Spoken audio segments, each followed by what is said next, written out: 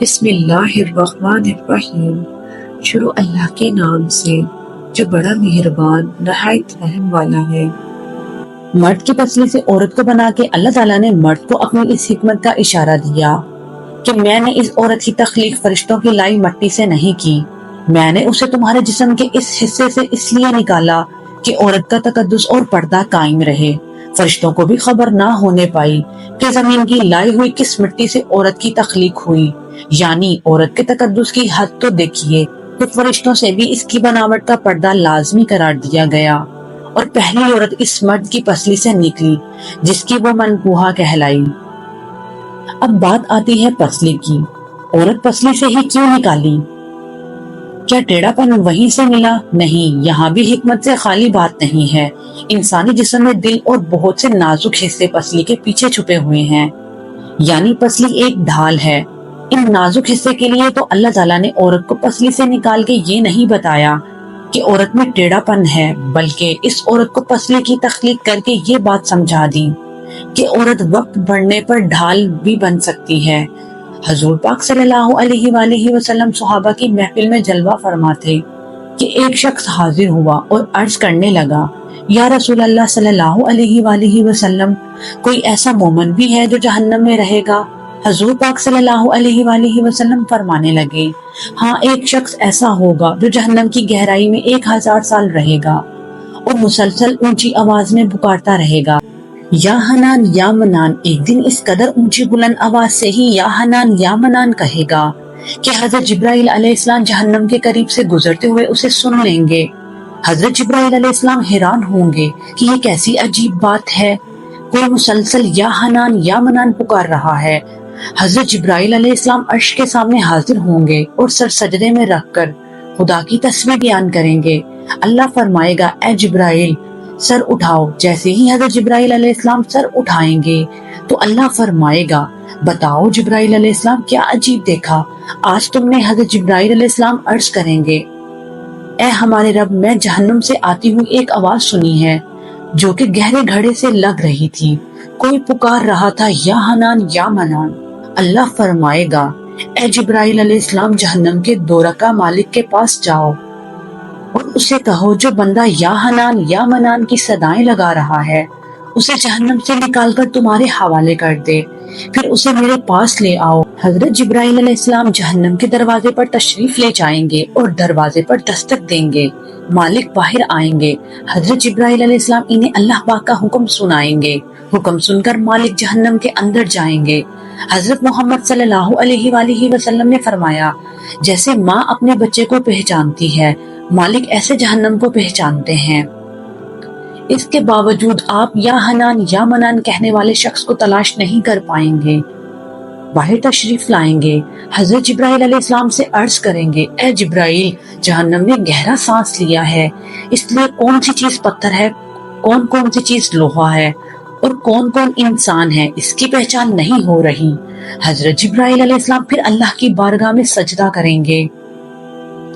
اللہ پاک ارشاد فرمائے گا، اے جبرائیل علیہ السلام سر اٹھاؤ، تم یا حنان یا منان کہنے والے کو کیوں نہیں لائے؟ جبرائیل علیہ السلام عرض کریں گے، مولا دورکا جہنم کے مالک نے بھی معذرت کر لی ہے، کہتے ہیں جہنم نے گہری سانس لی ہے، اس وجہ سے پتھر لوہے انسان کے درمیان کوئی فرق نہیں بچا، تو یہ سب جل کر کوئلہ بن چکے ہیں، کسی چیز کی پہچان نہیں ہو پا رہی۔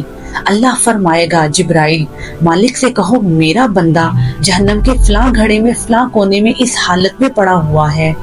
حضرت جبرائیل علیہ السلام جہنم کے دروازے پر جائیں گے اور حضرت مالک کو یا حنان یا منان پکارنے والے کا پتہ بتائیں گے۔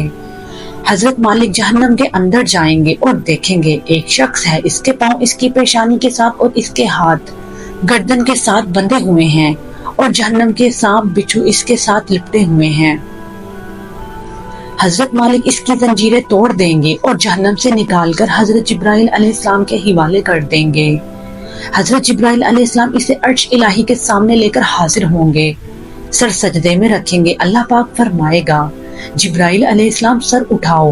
جبرائیل علیہ السلام سر اٹھائیں گے۔ اب اللہ پاک اس بندے سے فرمائے گا، اے بندے، کیا میں نے تیری بہترین تخلیق نہیں کی تھی؟ کیا میں نے تیری طرف رسول نہیں بھیجے تھے؟ کیا میرے رسولوں نے تمہیں میری کتاب نہیں سنائی تھی؟ کیا میرے رسولوں نے تمہیں نیکی کا حکم نہیں دیا تھا؟ کیا تجھے برائی سے منع نہیں کیا تھا؟ وہ بندہ ساری باتوں کو مانے گا، اقرار کرے گا، یا اللہ تو نے میری بہت اعلیٰ تخلیق فرمائی، تیرے رسول بھی تشریف لائے اور انہوں نے تیرے احکام بھی سنائے۔ اللہ پاک فرمائے گا، فلاں فلاں گناہ کیوں کیا؟ وہ عرض کرے گا، یا اللہ میں نے اپنی جان پر ظلم کیا جس کی سزا مجھے جہنم میں ڈال دیا گیا۔ اے اللہ، اس کے باوجود میری امید نہیں ٹوٹی، مجھے تیری رحمت سے امید تھی، میں یا حنان یا منان پکارتا رہا۔ مولا تو نے مجھے اپنے فضل سے جہنم سے نکالا ہے، یا اللہ مجھ پر رحم فرما۔ اللہ پاک فرمائے گا، اے فرشتوں گواہ ہو جاؤ، میں نے اس پر رحم کیا اور اسے معاف کر دیا۔ ناظرین، آئیے اپنا اپنا محاسبہ کرتے ہیں۔ کیا ہم میں کوئی ایسا ہے کہ جو کہہ سکے کہ میں اپنے ایمان کا حساب کر سکتا ہوں؟ اپنی گریبانوں میں نظر ڈالیں، کوئی ایسی خوبی جس پر ہمیں یقین ہو کہ ہمیں دوزخ میں نہیں ڈالا جائے گا۔ ہزاروں سال کی عبادتیں بھی رد ہوتی دیکھی گئی ہیں، تو بس اللہ سے دعا کرتے ہیں کہ اے اللہ، ہم جانتے ہیں کہ ہمارے ایمان کا سخت حساب لیا گیا تو یقیناً ہم نہیں بچ پائیں گے، ہم بے حد گناہ گار ہیں، لیکن اے اللہ پاک، ہم تیری رحمت کا سوال کرتے ہیں، ہم سے حساب اپنی عدل و انصاف پر نہ لینا، بلکہ ہم پر اپنی رحمت عطا کا سایہ رکھنا۔ اے اللہ پاک، ہماری دعا کو قبول فرما۔ قیامت کے دن جب لوگوں کے ایمان کا حساب و کتاب ہو رہا ہوگا، پر کچھ لوگ ایسے ہوں گے جن کو اللہ تعالیٰ بغیر حساب کے جہنم میں بھیج دے گا۔ صحابہ کرام رضوان اللہ علیہ اجمعین نے عرض کی، یا رسول اللہ صلی اللہ علیہ وآلہ وسلم، وہ کون سے لوگ ہوں گے؟ نبی کریم صلی اللہ علیہ وآلہ وسلم نے فرمایا، ظالم حکمران، وہ تاجر جو جھوٹ بولتا ہو، وہ برا شخص جو زنا کرتا ہو۔ نبی کریم صلی اللہ علیہ وآلہ وسلم نے فرمایا، جس شخص میں یہ 3 عادات پائی جائیں وہ جاہل ہے، جو سننے سے پہلے ہی جواب دینا شروع کر دیتا ہے، بات کو سمجھنے سے پہلے ہی جھگڑا شروع کر دیتا ہے، علم نہ رکھنے کے باوجود فیصلے شروع کر دیتا ہے۔